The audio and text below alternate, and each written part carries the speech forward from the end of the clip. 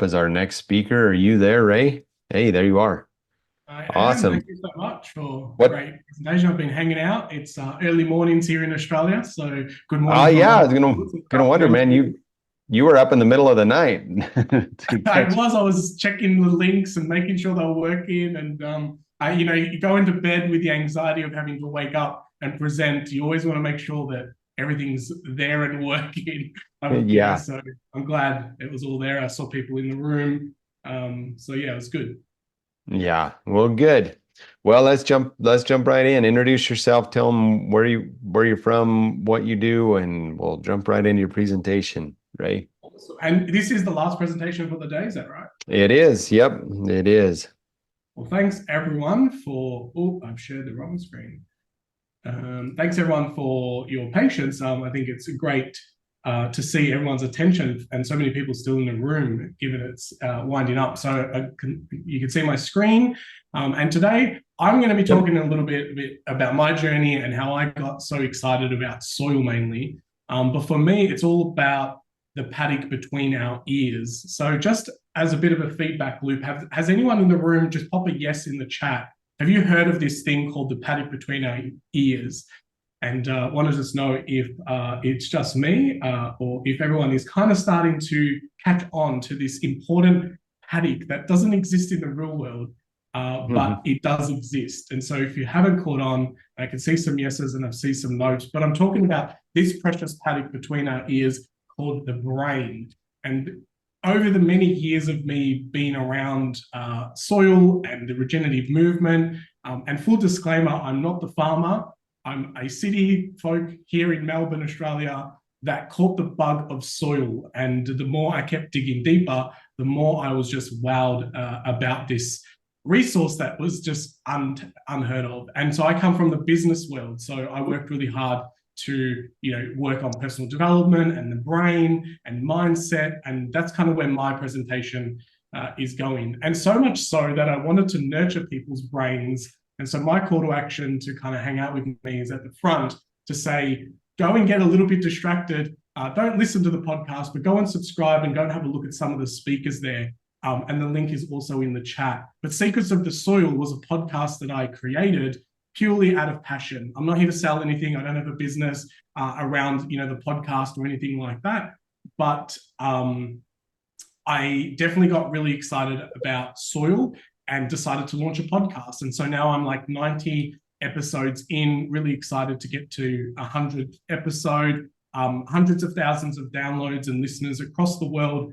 And so Secrets of the Soil was my way of nurturing people's paddock between their ears. So I thought there was nothing more powerful than this medium of having conversations. And really, every time I jump on the microphone and record a guest to just geek out about soil, doesn't matter what it is, I'm learning something every single time. And it's such a great gift to then be able to gift that to everyone as a listener. So Secrets of the Soil has been a passion program, a project of mine for many years. So as mentioned, I'm Regen Ray. That's kind of a bit of a stage name that was given to me. I've hosted webinars and lots of different learning classrooms and virtually for many years now. But this is what keeps me busy at the moment. Soil Connect is my digital marketing agency around connecting my marketing world and the soil world together, helping businesses all around the world grow their marketing that are doing good by the planet is kind of our ideal clients. And recently got merged and acquired by SGD. So that's been able to grow the team and grow the projects that we work. And so Soil Connect, I'm very honored to be acquired by SGD so that way we can take it to the next level.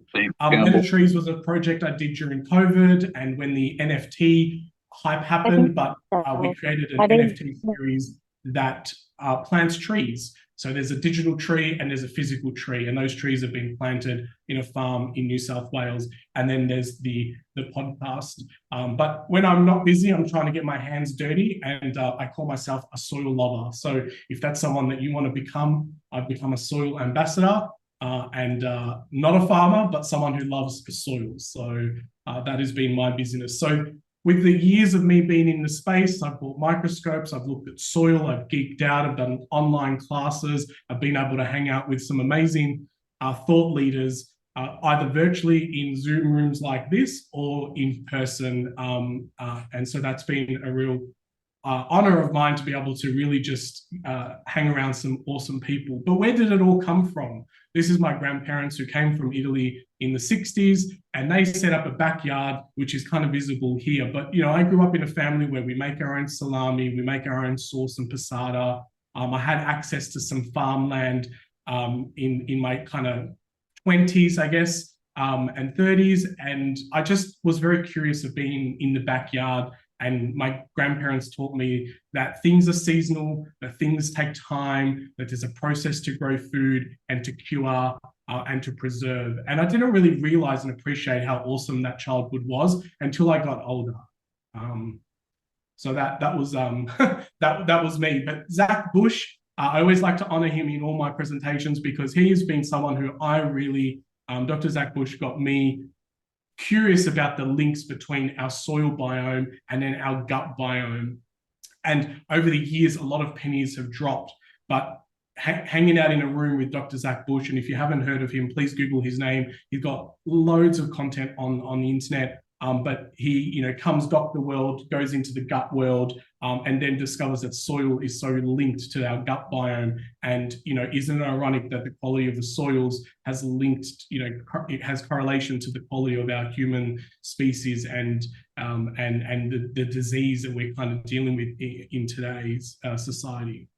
So about in 2017, I was doing the marketing for Farming Secrets. They're an online community for soil education. And I was watching the videos and my mind was just blowing, going, how is this content? Why am I looking at content from like Elaine Ingham and Gabe Brown and, you know, Joel Salatin? And I'm like, why is this such a secret? Like, why is this not taught at schools? And that is in 2017 is when I just started my curiosity for soil. During COVID, we moved a lot of their DVD programs because Farming Secrets started as a DVD subscription service, and we turned that into a Soil Learning Center, which still exists today. I'm not involved actively in these projects anymore, but these were the foundations of what created my curiosity for soil, and absolutely, you know, honored to be able to digitalize during a time of COVID, to run webinars and sessions like this, but to create a soil learning center with online digital information for people to go and learn from. And then that's when I came out of those projects and went, I really love marketing, I love growth, I love business, I love the hustle, and I love soil. So that's where Soil Connect came into it. So over the years, I've hung out with a lot of people who talk about these regenerative principles. And I know, and I've seen some of the presentations today, that that's being honed in. I know everyone in this room knows the word regenerative. And I heard everyone talking before, like, are we using the word regenerative in our marketing? And that is 100% true. I want to second that the marketplace is hearing these words. We just run the risk that if we create too many ticks and labels, that the consumer will get confused. And that was also mentioned before, where there is confusion, there is inaction. And that's very true as well. But I kind of zoomed out and then zoomed back in and went, if we're really going to create regenerative systems, regenerative business, the common denominator is us as humans. And so I went down this pathway of exploring the regenerative human movement. And what does it look like to be a regenerative human? So while a lot of maybe the talks today have been talking about what's happening in the paddocks and what's happening outside, you know, for me, it's about our mindset and the way that we look at the world, and how do we build systems that are regenerating themselves, and how are we regenerating ourselves in many different aspects. So I came up with this kind of little model. Obviously, I was playing around with all the rewords, and this was kind of like my 6 stages of being a regenerative human, where the first step is to just rethink what we're currently doing. Maybe it's presentations like this, maybe it's something that you've heard today where you've thought, hang on, I've always been told for 4 generations that this is the way it was. And now there's this new idea, this new concept. And so we need to rethink it. And I'm also a big believer of, like, don't believe anything you've heard today and go fact find it yourself. Because when it comes from self-discovery, the retention and the reason to learn it is just increased. And so that moves us into stage 2, which is research things. So come across an idea, question it, think about, hang on, I want to explore that further, and you go research. Then you start rediscovering this new side of the coin that maybe you've never seen before. And I think that's where the magic for me really happens. Being able to see things from multiple different sides of a situation, being able to see the coin from both sides, and also importantly, the edge. The edge of the coin is always forgotten. We always talk about heads and tails, but the edge is the most exciting part of the coin. And so, it's just changing those paradigms to think, is there more than just the surface? What's inside it? Can I cut it? Can I, cross-section it? And so you just rediscover and go into the world and play in the sandpit and make mistakes and learn from that. I think that's really beautiful. And then restore our beliefs, restore our landscapes, restore our mindset, restore our health. We go through this process of like, now I know, so if I choose to ignore, I'm making that choice. And so sometimes this is where ignorance is bliss. Like what I didn't know was easier to deal with. And I saw one of the conversations before about, maybe it's a bit doom and gloomy, but maybe that's just where we are in a civilization at the moment. And we just need to hear those harsh realities to know that, okay, this is the dip of despair. This is where we're kind of at. And what does that look like moving forward? And that's what got me really excited about regenerative everything, is that there's these spirals that go up. And I'll touch about that in a moment. And so when you start, restoring a landscape or restoring your health or going to the gym, whatever that regenerative process looks like, then you start seeing the results. And the most important thing, which I don't think we do enough, and maybe it's got to do with our education system, is we don't celebrate, we don't rejoice, and we definitely don't share a lot. I think this is one of the things that's great about being in a room with hundreds of people, is that we get to share the energy, we get to share the experience. And, I don't know if it's the same in America, but in Australia, we go through an education system that we have this thing called the tall poppy syndrome. And so if you're doing something too great, you kind of get cut down. You've got to stay average and mediocre and stay with the crowd. If you get put up a classroom, you're kind of like the nerd or the odd student, and we're not celebrated for being unique and glowing in different areas. And so I just always want to, do a check-in to go, where have there been systems in the past where maybe I wasn't allowed to shine, or I was told that, act my age, or I was told to, be more responsible because you're an adult, where maybe those systems work in a certain area, but when it comes to learning, we have to make it fun, and we definitely have to share it. So, with everyone in the room and people watching the replay, like make sure you share the resources that you download, make sure you share the speakers, take one gold nugget and be an advocate of that to someone in your days this evening or tomorrow. So this is the upward and downward spiral. Maybe people have seen this a lot in regenerative systems as well. A system's either regenerating itself, or it's degenerating, or it's sustainable and it's flatlined. So I'm going to play around with this as well. In the business world, I came across this model a long time ago called the three futures, and I've used it and adapted it from the regenerative movement as well.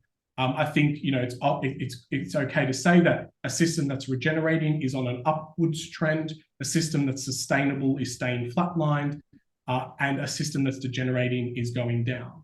And so I like this model because it gives people a choice to either do more of something or less of something, or it's okay to stay the same. Like sometimes we need to accept that maybe our landscapes are the best we've done, or maybe we're doing the best with the finances that we have available. But pick one thing and apply it. There is another QR code here. This will take you to a presentation or a video that I really enjoyed about explaining this diagram, because in 30 minutes, it's more about sprinkling some ideas with you all today. So that way you can go down that discovery path yourself. But the regenerative spiral comes from this slide. And it talks about these different levels. Down the bottom, it's a little bit more negative. There's trauma. This is kind of like maybe civilizations where there is war, there's control. And then when we start regenerating, we start looking at things a little bit more holistic and integrated. But what stood out to me, and that really hit me, is I like playing with words. I think there's lots of clues in our language and spelling. And I love the fact that if you flip the system upside down, you turn me into we. And that's exactly what this model does. This down here is a lot of I statements, and this is mine, and there's ownership, and there's boundaries, and it's me. And then this system here turns into we, us, and ours. And and I've heard speakers talk about this today, like how do we build communities? How do we support local farmers? How do we, buy more locally? How do we know where our produce is coming from? And that is more of an inclusive, how do we work together? And again, I feel like the education system sits here where it's like, if you share your answers, you're a cheater and you fail. In fact, you both fail. Then we go into the real world and we kind of struggle because we're like, I don't have to do this alone, but I haven't been taught how to ask for help, and so that's kind of what goes on in my brain when I see something like this. So, when I was in my younger ages, pre-2000, I kind of thought that the world was going to be this utopia in the future. I was promised all these, technology advancements and all these things, but all I've seen is that governments feel like they're spiraling down, our food quality is spiraling down, our education seems to be losing its place. They're too busy arguing about social media and AI rather than teaching. Faith has definitely been on the decline, and a lot of people are feeling lost. Finances, are definitely near and dear to a lot of people. You have people at, supermarkets here in Australia who can't even afford to buy where they work's produce anymore. But they're buying the $1.99 McDonald's burger because that's what they can afford on their way home. So something is letting us down in this downward spiral. Another model that I love is the wheel of life, and this will kind of make sense in a way as well, because this was put together in the 60s, and it still is true. And if you haven't come across the wheel of life, it's a way of just doing a check. Spirituality is normally on this wheel, and I don't know why it's been removed, but that's another idea of where maybe things are spiraling down, where we take the spirituality thing out of systems because it rubs people the wrong way. But in the original model and some of the other diagrams, but this is the only one I could make this work, where I could toggle between the two. So I chose this one. But the whole idea is with the wheel of life is that you look at different elements and you give it a score on a 1 to 10. And either the system is regenerating and you're going up, or a system is degrading and it's going down. So I kind of like the fact that there's this up and down scale on this system as well. So I've tried to merge these two ideas together. But the whole idea of the wheel of life is that if you join all the dots of where you self-grade yourself on these kind of metrics, can you rotate the wheel and is it a smooth ride? And I think this is what I love about this, is that sometimes maybe you're just a 3 at everything, and that's okay. Because as you move forward, you're experiencing a smooth life. Your finances are okay, your business is okay, your health is okay, and that's okay. It's a smooth journey. Where it's not okay is when some metric is really high, and I think this is what happens if we focus too much on, say, food nutrient density, and that spirals really high, but no one's taking a check in the finance. Like, can we actually do this affordably? So we can apply this wheel of life or this concept to a lot of different things. Even like maybe you can do a check on your businesses or your farms by looking at your values. How much are we doing this particular value as opposed to this value? And the goal is just to get this smooth. It's okay to be number 5 and 6 for everything, and the wheel moves really nicely. If some things are 10 and some things are 1, it's going to be a very bumpy ride. And so that's the analogy that I like to explain with this, to give people just some tools to help themselves make some better decisions as they go through their days. So I showed this before, where it was like, again, a bit doom and gloomy. Everything is on the downward, but there is hope. We can move things into the spiral of up, and I think that's where I get really excited, because I think, as one of the other speakers said before, there's been a lot of documentaries talking about regenerative agriculture, talking about different ways of sourcing food. The pandemic also made people realize that the supermarkets aren't always going to have shelves stocked, and they needed to explore different options, subscription boxes. And so I think we are at a point now in civilization where we can make these choices to go, let's choose a system that actually spirals things up, and it's regenerative, from faith, from government, from social, but maybe some of these systems need to break down first. Like maybe the financial system needs to do what it needs to do to find its new equilibrium and new way forward. And there will be some kind of maybe pain that is faced in those situations, but I think we can maybe even avoid it if we work together. One that I didn't put on here, which I should have, was community. I think the spirit of community has been lost over the years, from campaigns of stranger danger. And, we don't ask our neighbors. We're definitely here in Australia, we don't ask our neighbors for sugar anymore. We go onto an app. If we run out of flour or run out of eggs, We don't go to the neighbor and say, hey, can I borrow some eggs? In the cities, the world is very different. They get on an app and they order some eggs, and someone on a bike delivers it to your door. So we don't know thy neighbor anymore, and we don't know thyself anymore as much as we used to. So I think that is interesting.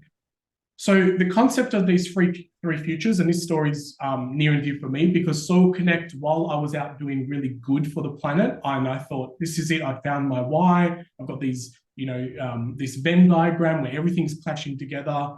The journey of Soil Connect was one that regenerated. So initially, Soil Connect started, and I was building websites and marketing and business for people. And then I was hiring staff, and everything was going great.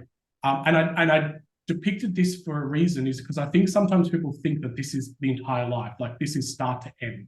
And what I want to make a point here is that at any point, the three futures is always used in a way to say that if you go down the wrong path too far, it's very hard to jump to the regenerative movement. It was very hard to jump to the right thing. And I think that's what's broken with this model, is that at any point you can start a new one. You can say, I've regenerated this business, and then all of a sudden it's degenerating, and I'm not really happy with where things are going. And this leap of faith is not that big, because I can just make a decision today to go, I'm going to do something differently, and I'm going to pick a new path and start regenerating it. And that's what I did. I reached out to some of my network, and I spoke to them and said, hey, these are the things that are going wrong in my business. I've hired staff. It doesn't feel very regenerative. I feel like I'm filling up everyone else's cup, and my cup's becoming empty. And I felt like a degenerative human. And this leap back to the regenerative path just felt really, really big. And we started speaking with SGD, and we came up with a plan to acquire the business, tap into the team, and now we're back onto this regenerative approach. So I depict this because I look at these models sometimes and feel like this leap to regenerative is just so large. And this is how this model is normally pitched, is that if you go too far down the regenerative path, it's very hard to get back on track and get regenerative. And I think I'm calling BS on that and going, at any point you can make a choice and divert your course back to the new way. Maybe you need to rebrand yourself. Maybe you need to reinvent yourself, or whatever that maybe we need to delete social media and start again with a new platform. There's a lot of different things that we can do to get ourselves back onto that regenerative journey. So my question to you is, will you become a regenerative human? And start looking at the world in this new lens that all systems around us, not just our paddocks, are either regenerating or degenerating. So just, thank you very much. The gift that I have for you, because I said I'm not selling anything, I don't have a course, I don't do anything like that, but I've got my podcast call to action, which is the 7 ways to supercharge your soil and save the planet. I have a lot of fun with that. I've kind of like rebranded what that looks like. So, I like to, party with your companion planning, go natural with fertilizers, embrace the regenerative mindset. So I've always been very large on the mind stuff, get jiggy with cover crops. So we have a lot of fun with that.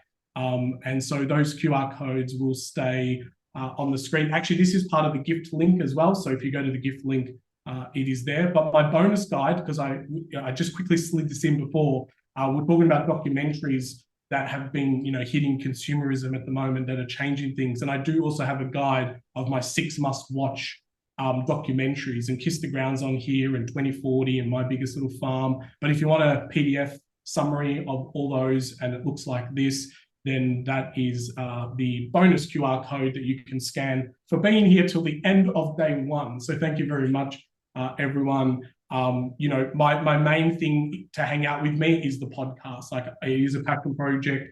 The downloads do hurt my ego. If it reflect my ego. So the more listeners I get, the more I know that I'm doing something in the right direction. And that's my North Star for my passion project of the podcast. So that's the website that you'll get taken to if you go to the podcast. And the guide's also up here as well. But there's 89 episodes.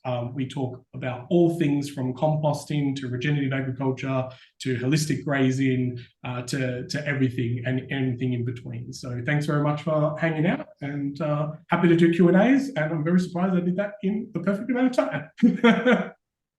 You're perfect. Thank you, Ray. That's awesome. Great presentation.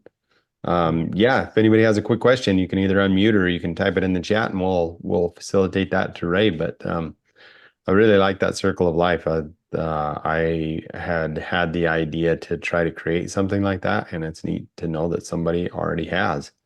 So Yeah, well, I haven't. And that's why I think the circle of life can be applied to any business, or grab your missions or your values and pop them in and go, on a daily basis, how much are we leaning into this value? And the number one thing I always love to say with those frameworks is it's okay to be bad, like, because then and we can't be perfect 100% of the time. That would be wild, So more permission to be okay with today. I'm a 1 and I'm okay with that. Tomorrow I'll work to be a 2, So we don't have to be A++ students or eBay reviews. sure, yeah, no, that is great. With the interviews that you've done so far on your podcast, um,